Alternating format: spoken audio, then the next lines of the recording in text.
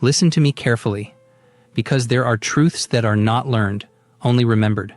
And what I'm about to tell you now is an ancient memory, buried under layers of fear, haste, and disbelief. Before you worry about how, when, or why, remember this: you are the cause. There is no luck, no coincidence, no chance. Everything you call life is merely the projection of your consciousness, the result of the state you choose to inhabit, consciously or not. The world is the mirror of your innermost assumption. I see people everywhere, intelligent people, spiritual people.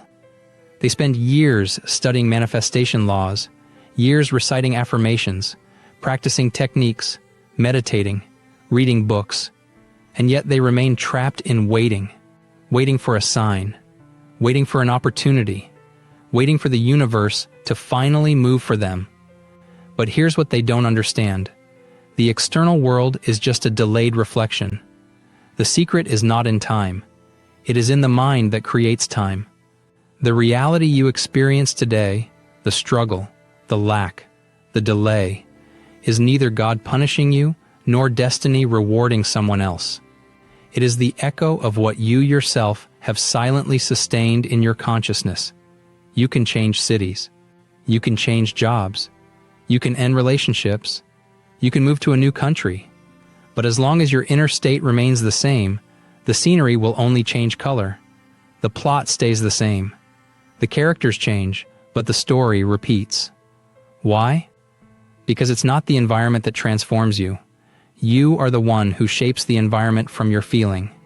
That's why some people seem to attract miracles effortlessly, while others live cycles of endless frustration. The former understood a secret. The latter is still searching for it. The difference between the awakened and the unawakened is profound. But it's simpler than you think. The awakened understand that everything originates from the invisible. The unawakened still believes they need to see to believe. But I tell you, the true creator does the opposite. They feel before they see. They assume before they possess. They behave as if they already have it, not as fantasy, not as pretend, as absolute certainty living inside their body. And the universe, which is faithful to your vibration, has no choice but to hurry and confirm the decree you've issued from within. This is not magic. This is law. The same law that makes seeds sprout. The same law that makes day follow night. The same law that transforms the invisible into form. The same law that makes gravity work whether you believe in it or not. What differentiates the awakened from the unawakened is this: the awakened understand that they lack nothing. They know that time is not an obstacle. They know that 24 hours is not a limit, but a cycle of response. They know that what they feel now, with conviction, will be tomorrow's reality. The unawakened implore. The awakened declare. The unawakened wait. The awakened assume. And so, if you want to manifest anything in 24 hours, don't try to force the world. Your struggle is not with circumstances. Your struggle is with the habit of forgetting who you are. Because the world does not bend to force. The world bends to faith. And faith is not waiting for something to happen. Faith is knowing that it has already happened inside you. Now be silent and feel. Because what you sustain in consciousness at this moment, even if no one sees it, even if nothing changes in the external world, has already begun to materialize in the invisible. And when you truly understand this, you will see that the power that moves the universe has always been in the same place, inside you. Nothing in the universe comes to you by chance. Everything that enters your life is the exact result of the state you inhabit, the reflection of what you chose to sustain in consciousness. The mind is the womb of creation, the invisible altar where the invisible becomes flesh. When you understand this, you realize there is no delay, no obstacle, no unjust fate. There is only one law. What you accept as true within you becomes inevitable outside of you. That is why so many ask and few receive, because most desire with words, but doubt with feeling. And creation does not respond to the request. Creation responds to the feeling. While you say, "I want," you are affirming absence. You are telling the universe, "I do not have this." And the universe, which is merely an obedient mirror, returns exactly that to you. The experience of wanting, the experience of not having. But when you say in silence and conviction, "I am," when you feel it in your body, when you inhabit that state, the world bows to the new vibration. This is the key that separates conscious creators from frustrated dreamers. The former understands that there is nothing to ask for. There is only something to assume, to embody, to become. The latter waits for a sign, and the sign never comes because they still vibrate as if they do not have it. It is not time that creates the distance between you and what you desire. It is your state. Because time is not linear. Time is obedient. Time bends to your consciousness. When you accept something as real, time begins to adjust immediately. People move. Opportunities arise. The scene rearranges itself to reflect your new identity. It is like turning on a lamp in a dark room. The light doesn't fight the darkness. It simply appears, and the darkness vanishes. So too is the change of state.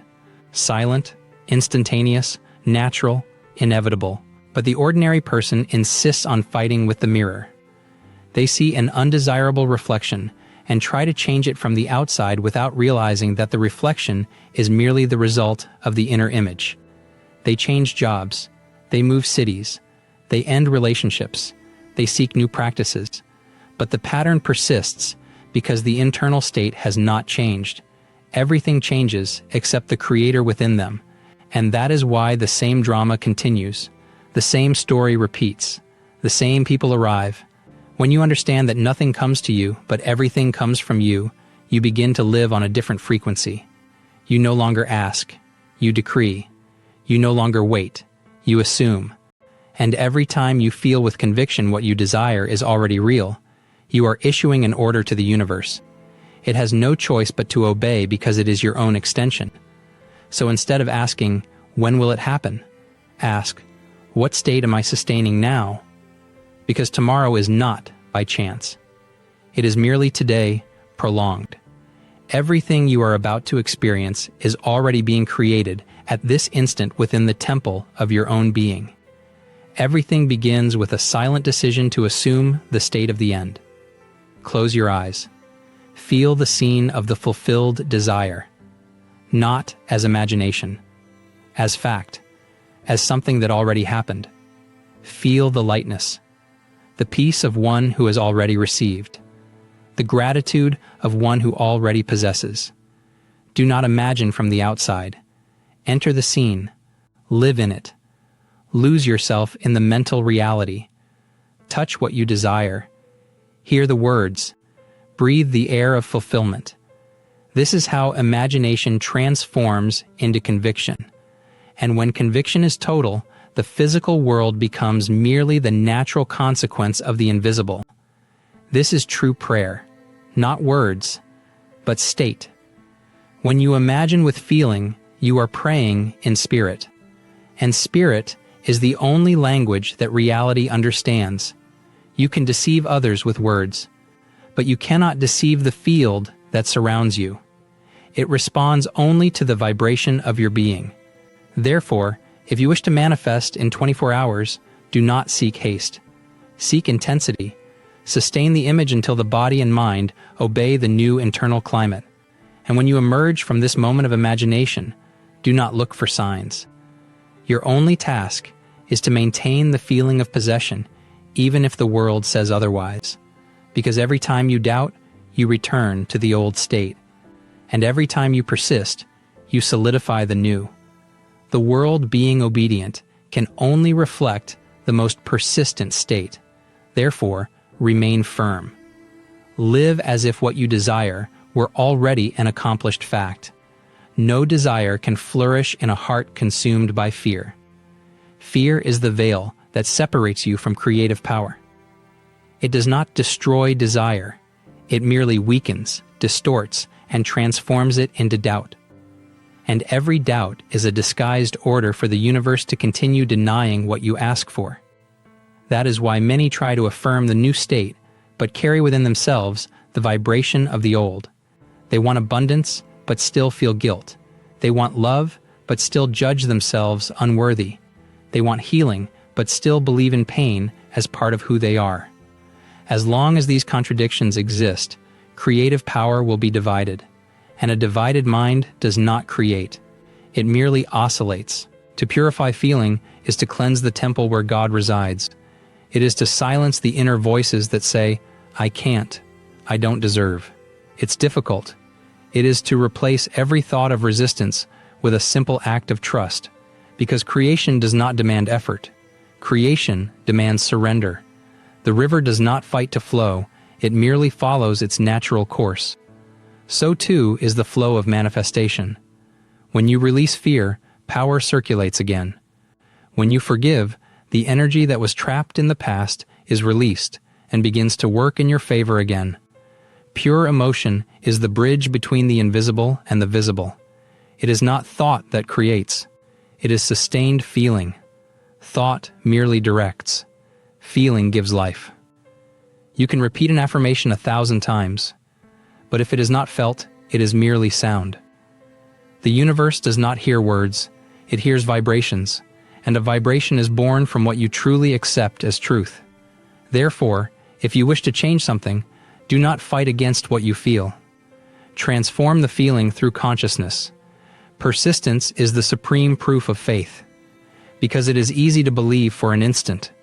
But power only manifests when belief is maintained even in the face of silence. Most give up halfway, not because the law failed, but because they looked back at the old reflection and doubted. The reflection, however, is not a sign of error.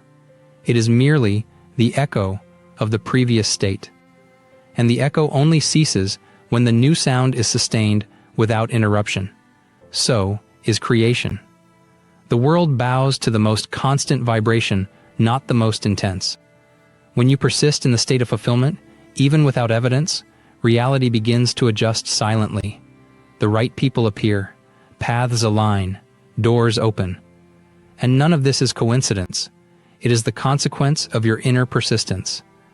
Because faith is not emotion. Faith is posture.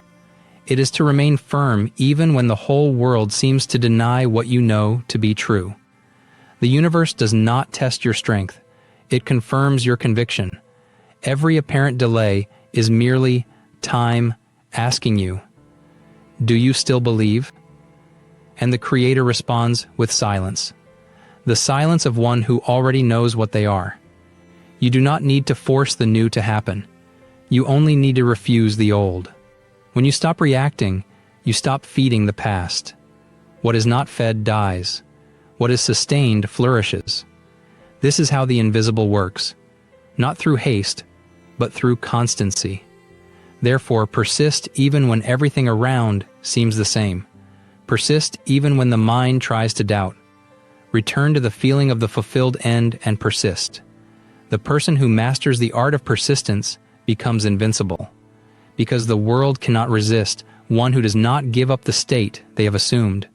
They walk as one who is already one, speak as one who already possesses, act as one who already is. And without realizing it, time bows before them, obeying the vibration they have sustained. When the world seems motionless, that is when it moves the most. When nothing seems to change externally, that is precisely when everything is adjusting internally. The invisible is always working, always rearranging, always moving people and circumstances into position for you.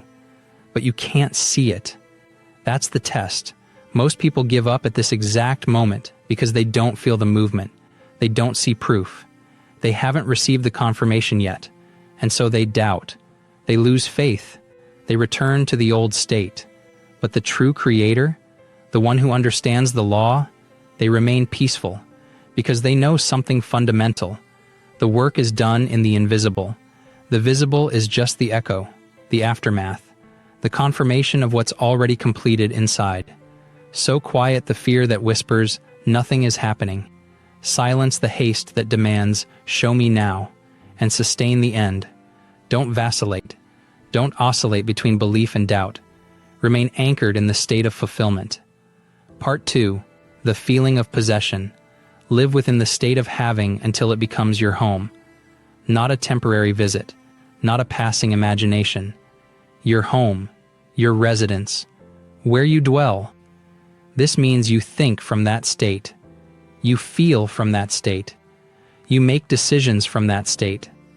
When you're offered something that conflicts with who you've assumed yourself to be, you naturally decline because it doesn't match your internal reality. This is how you know you've truly inhabited the state. When the external world becomes congruent with your internal conviction without you having to force it. And when you realize it, when you finally see the evidence, the miracle will already be before you.